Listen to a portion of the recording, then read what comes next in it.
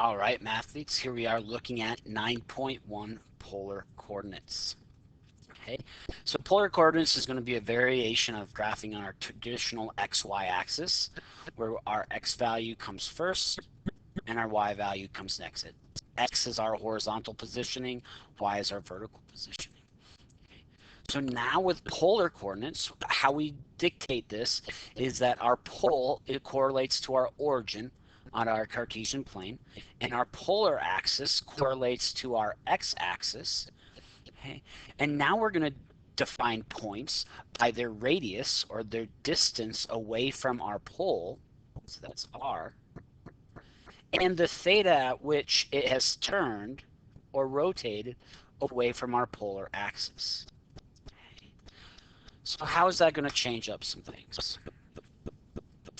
So as we're thinking about graphing, know that a polar graph will kind of look like this spider web graph. In the dark black there, you can look at and think of your Cartesian plane. So -2, 3, we would go over -2, up 3, and we would have a point over here.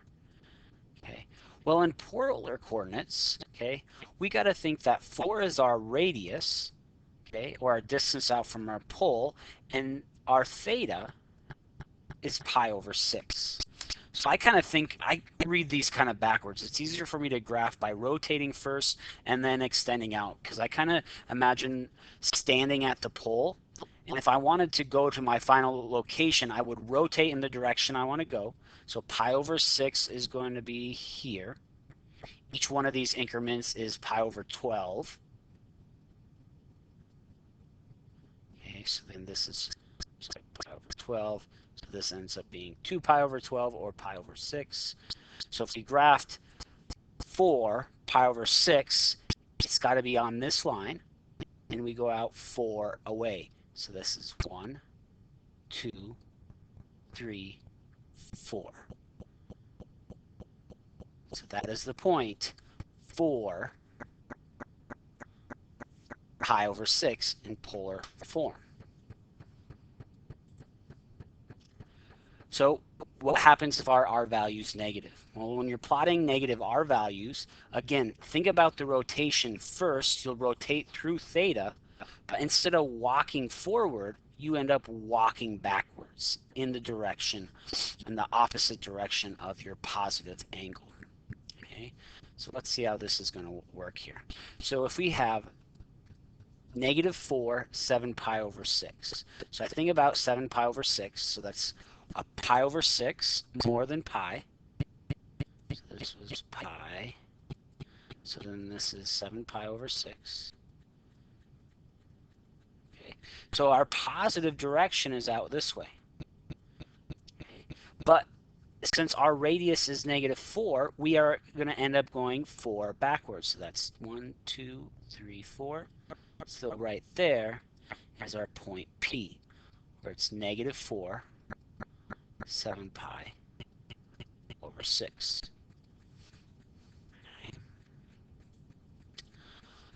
So notice that a point can be dictated by multiple variations of it. With a Cartesian plane, usually, the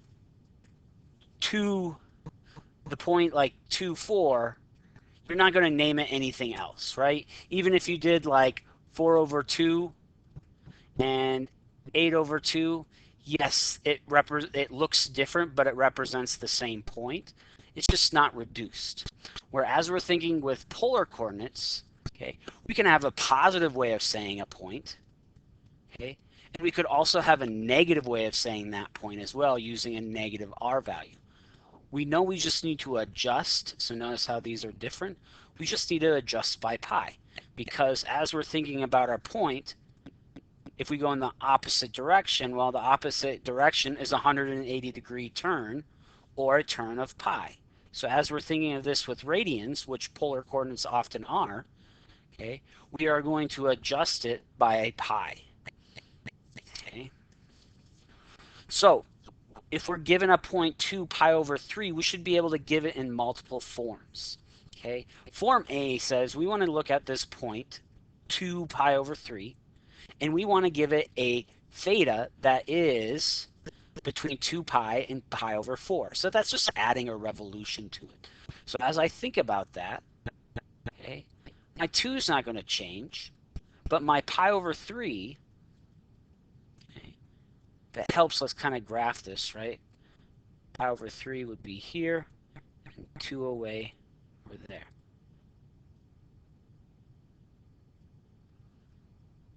So by saying up to 4 pi, we're saying, all right, we got to go, what is that one? So we're going to add 2 pi to this.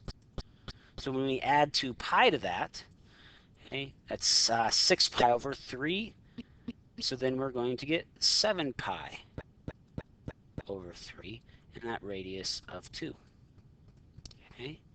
So in B, we want a R value that is less than 0, an R value that's negative. And we want our theta between 0 and 2 pi. So as I'm thinking about where my graph is, okay, I need to find this value over here and just tromp backwards. Okay. Well, this value over here is adding pi. So I do, since I'm going to be negative 2, when I add pi over 3 plus my pi, which is 3 pi over 3, I'm going to get 4 pi over 3. Okay, notice I turn 4 pi over 3, and at the pole I would walk backwards 2 because of the negative, but yeah, I still have the same terminal final point there. Okay. My third example here, I want my R to be positive, but I want my theta to be negative, so I want to go in a negative direction around my angle. Okay. So I'm going to be able to do C is 2, and then I'm going to have pi over 3 minus 2 pi, because I want the negative version of that. So that's going to be 2, and I go negative 5 pi over 3. Okay, so notice we have just 3 here. There's going to be infinite ways that we could name this point because of the periodic nature of trig functions. All right, so the 2 questions here today that we need to answer is how do we convert from polar to rectangular and rectangular to polar? So first here we're assuming we know polar, so we know these 2. How do we find our rectangular coordinates? How do we find x and y? Okay, well, think of the right triangle set up here, and if we want to find our value, x or y, solving for our theta, okay, I can do cosine of theta is equal to x over r. So therefore, my x value, if I multiply both sides by r, I get x is equal to r times the cosine of theta. Similarly, I can find my y value because I know that the sine of theta is equal to y over r. So I multiply by r, and I get y is equal to r times the sine of theta. We already knew this because as we were talking about our unit circle, we correlated x to our theta and our x to cosine and y to sine of theta. So it's just a similarity of triangles. So if we think of this as being our unit circle on here, as we blow up this triangle, we're just magnifying it. And so that magnifier, okay, is our r value, and that's why we're just multiplying by r. Okay. So an example here, if we want to convert these into polar or into rectangular coordinates, I'm just going to do 5 times the cosine of pi over 3 and 5 times the sine of pi over 3. Okay. From my unit circle, pi over 3, I get cosine is 1/2 Sine is square root of 3 over 2. So I get 5/2 and 5 square roots 3 over 2 as my rectangular coordinates.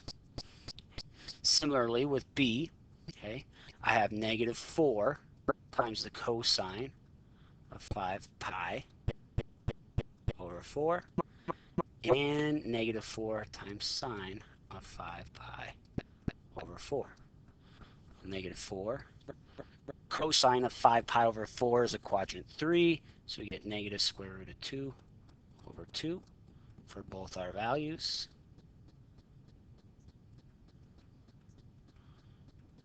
So then for the negative negative, we get a positive. 4 over 2 is just 2. Square roots of 2 are our rectangular coordinates, x and y.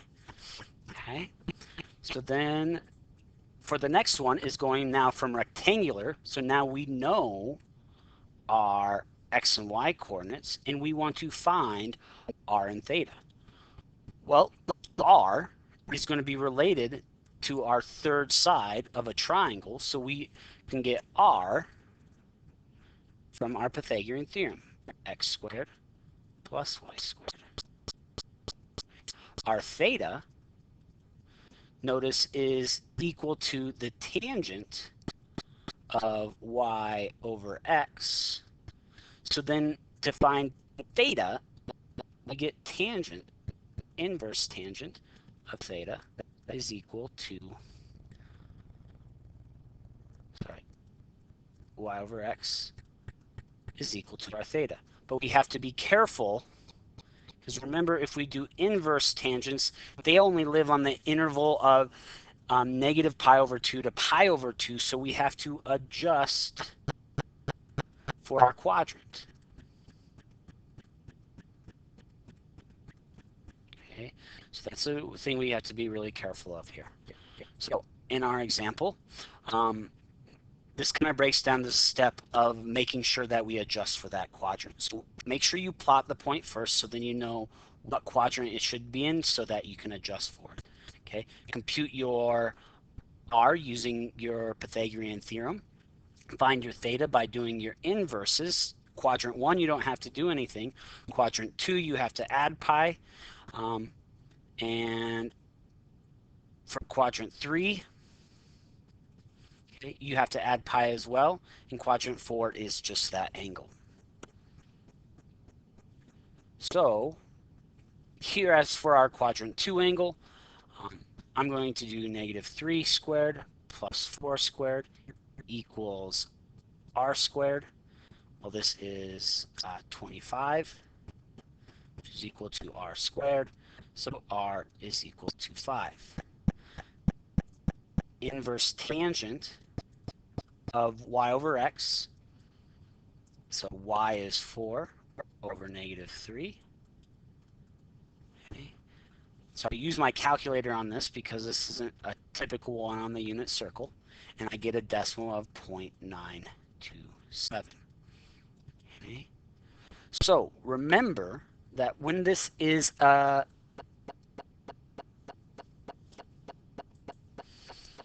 because this was negative, we get a negative value here. So -0.297, which makes sense because we know that when a tangent is inverse, it will become a negative quadrant 4 angle.